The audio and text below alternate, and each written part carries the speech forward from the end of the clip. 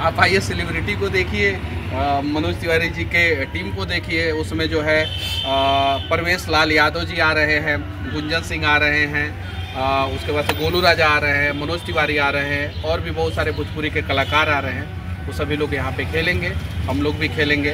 हम लोग जो है गांव के छोरे हैं, सब आके अलग अलग जगहों से आके जो है हम लोग भी यहाँ पे और प्रयास करेंगे कि हम लोग जो है भोजपुरिया दबंग टीम को हराएं।